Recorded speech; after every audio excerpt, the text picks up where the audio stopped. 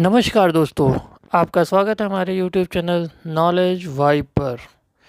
यहाँ पर आपको 80 शब्द प्रति मिनट की गति से डिक्टेशंस मिलेंगे, जिनको आपको प्रैक्टिस करना है, ट्रांसलेट करना है और लगे रहना है।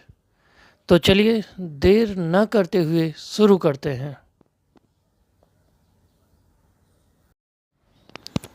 Ready, start.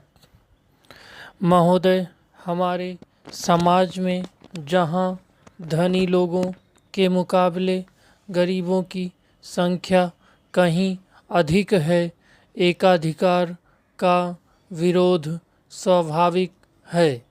हमारे देश के लोगों के मन में आमतौर पर यह धारणा है कि औद्योगिक उत्पादन का लाभ केवल थोड़े से लोगों को मिला है।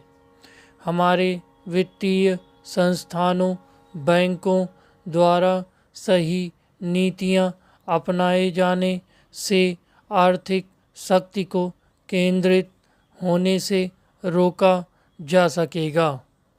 यह बात युक्ति संगत लगती है कि छोटे मालिकों की अपेक्षा बड़े बड़े उद्योग समूह अपनी परियोजनाओं के लिए आवश्यक पूंजी का अधिकतर भाग स्वयं जुटाएं। यद्यपि विकास की दर बड़ी महत्वपूर्ण चीज़ है, लेकिन इसी के आधार पर विकास को आंकना ठीक नहीं होगा, बल्कि यह देखना होगा कि राष्ट्रीय उत्पादन का क्या स्वरूप है और विकास से किस प्रकार की शक्तियाँ पैदा हुईं। आम लोग सरकारी नीतियों के प्रति अपने पूर्वाग्रहों के अनुसार रुख अपनाते हैं।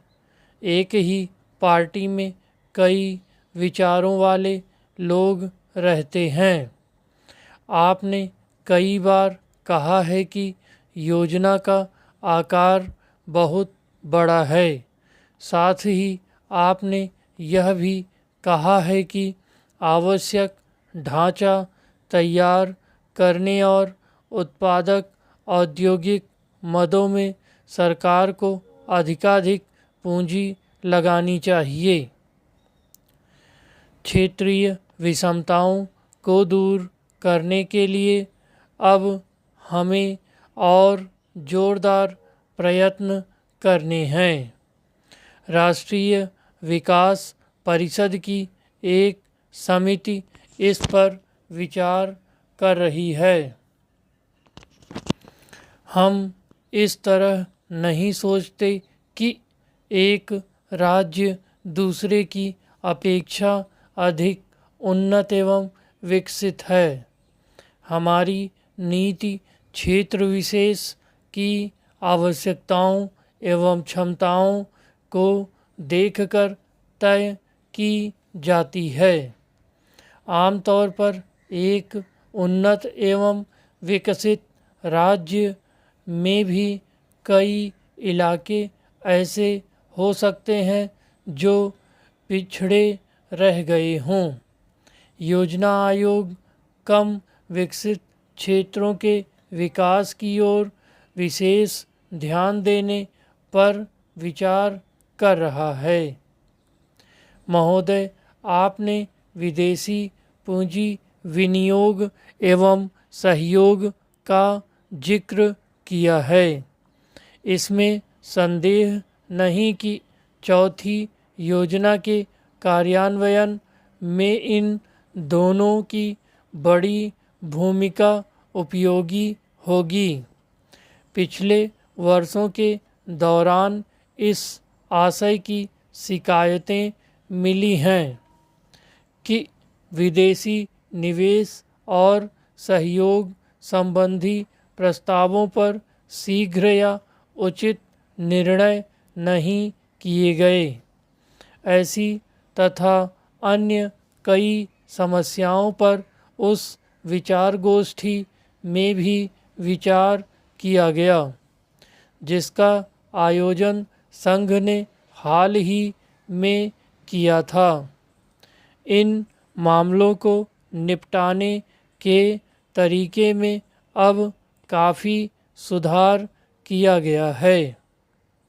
मुझे विश्वास और आशा है कि ऐसे मामलों को निपटाने में अब देरी नहीं लगा करेगी। महोदय, उद्योग में प्रौद्योगिकी का बड़ा महत्व है और कई क्षेत्रों में तो इसका उपयोग अपरिहार्य है। उद्योग ने कई बार यह शिकायत की है कि देश में विकसित ज्ञान या जानकारी का उपयोग अभी करना संभव नहीं है, क्योंकि अभी तक इनका विकास इतना नहीं हुआ कि उत्पादन विधियों में उन्हें उपयोग किया जा सके। हमारी राष्ट्रीय प्रयोगशालाएं इस कमी को यथासंभव शीघ्र दूर करने के लिए प्रयत्नरत हैं।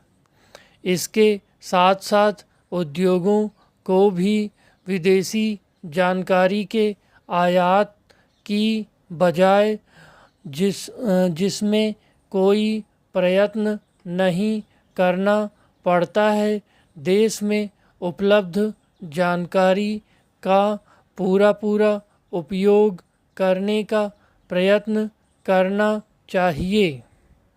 दरअसल राष्ट्रीय शोध संस्थानों में हो रहे कार्य के अलावा हमारे कारखानों में भी काफ़ी शोध कार्य किया जा सकता है।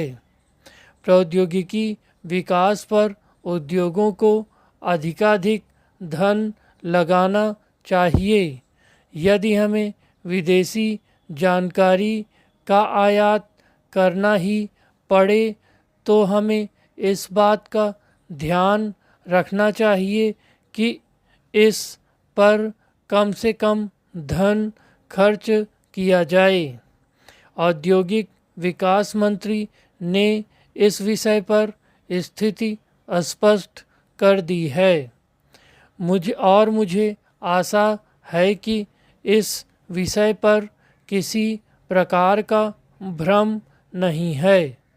यह बात भी सीधी है कि जब एक ही या सीमित समय में किसी उद्योग में इकाइयां स्थापित किए जाने की ज़रूरत हो तो विदेशी जानकारी को एकमुश्त और सभी इकाइयों के लिए साझे तौर पर प्राप्त करके विदेशी मुद्रा बचाने की संभावनाएं सोचनी चाहिए।